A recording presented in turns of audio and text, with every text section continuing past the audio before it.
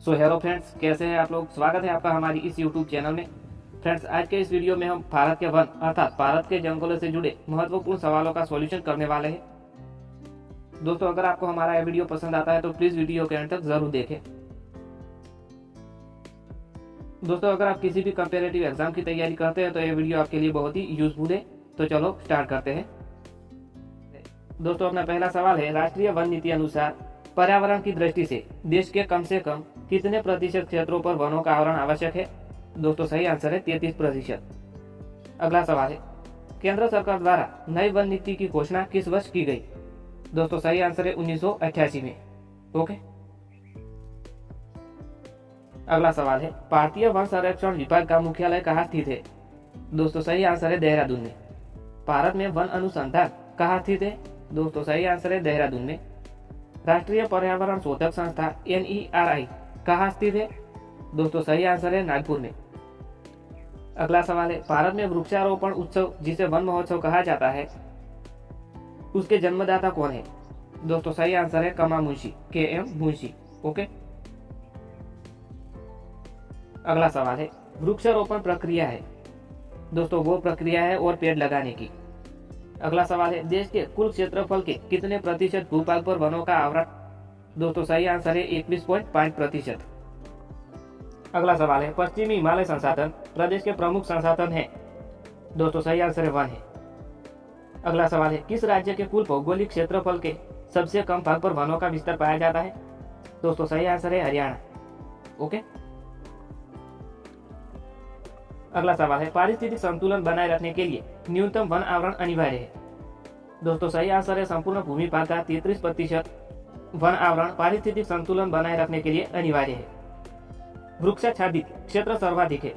दोस्तों, सही आंसर है पूर्वी डेक्कन में। भारत में अधिकांश वन संपदा का मालिक कौन है। भारत में अधिकांश वन संपदा का मालिक कौन है। दोस्तों, सही आंसर है राज्य। भारत में मैंग्रोव वनस्पति मुख्यतः पाई जाती है। दोस्तों, सुंदरवन में पाई जाती है। नीलगिरी की पहाड़ियों में पेड़ की सामान्य जाति पाई जाती है। दोस्तों, वो जाति है टीक सागौन। ओके। अगला सवाल है, भारत में अति सघन वनों का सर्वाधिक क्षेत्र किस राज्य में पाया जाता है। दोस्तों, सही आंसर है अरुणाचल प्रदेश में। किसे वैश्विक विरासत का वन माना जाता है। दोस्तों, सही आंसर है सुंदरवन पश्चिम बंगाल को। भारत के राज्यों में किसमें सागौन का वन पाया जाता है। दोस्तों, सही आंसर है मध्य प्रदेश में। देश के सर्वाधिक क्षेत्रफल पर किस प्रकार के वन पाए जाते हैं।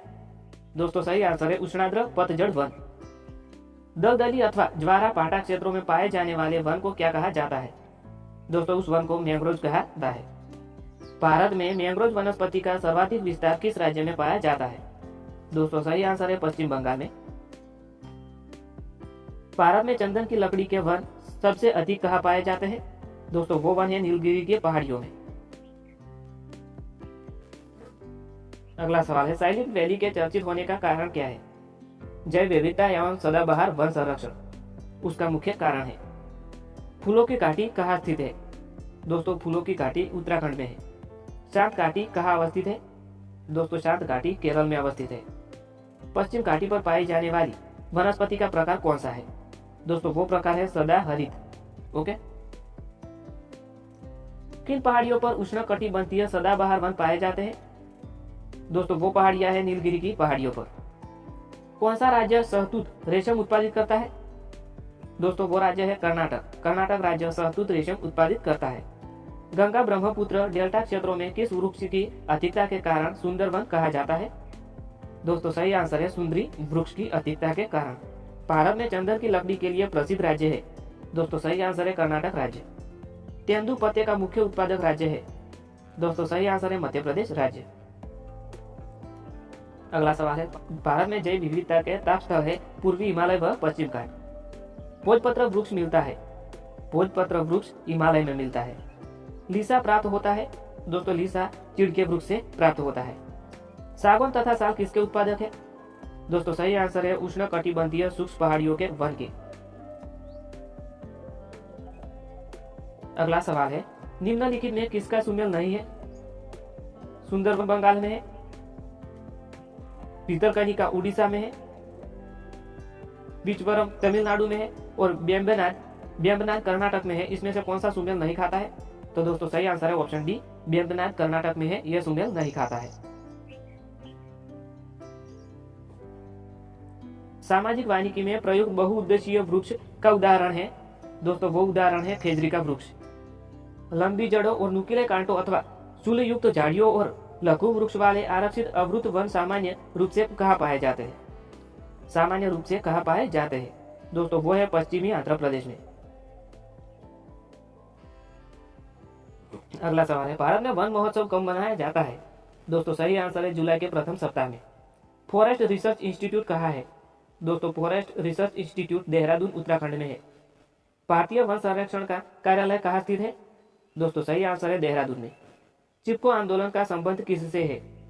दोस्तों चिपको आंदोलन का संबंध वनों को काटने से रोकने का है। चिपको आंदोलन किसने चलाया? दोस्तों सही आंसर है सुंदरलाल बहुगुणा ने। केंद्र सरकार ने नई वन नीति की घोषणा किस वर्ष की? सही आंसर है 1988 में। राष्ट्रीय पर्यावरण शोधक संस्था कहाँ है? दोस्तों सही आंसर है नागपुर महाराष्ट्र में है। Indian institute of forest management की स्थापना कब और कहाँ की गई? दोस्तों सही आंसर है 1981 में भोपाल में। अगला सवाल है, कथा बनाने हेतु किस पेड़ की लकड़ी का प्रयोग होता है? दोस्तों सही आंसर है खेर की लकड़ी का। एंटीलोपो, आरिस्क और चीरू के बीच क्या अंतर होता है? तो दोस्तों सही आंसर है आरिस्क गर्म और शुष्क क्षेत्रों में रहने के लिए अनुकूलित है, जबकि चीरू ठंडे उच्च पर्वतीय घास के मैदान और अर्ध मरुस्थलीय क्षेत्र में रहने के लिए है। अगला सवाल है, भारत में उष्णकटिबंधीय वर्षा वन की उपस्थिति है? दोस्तों सही आंसर है असम और केरल में। अगला सवाल है, भारत में किस राज्य का सर्वाधिक क्षेत्र घने पतझड़ वाले जंगल से घिरा है? दोस्तों सही आंसर है मध्य प्रदेश राज्य। भारत में मैंग्रोव का दूसरा सबसे बड़ा क्षेत्र पाया जाता है? दोस्तों सही आंसर है गुजरात तट के सहारे।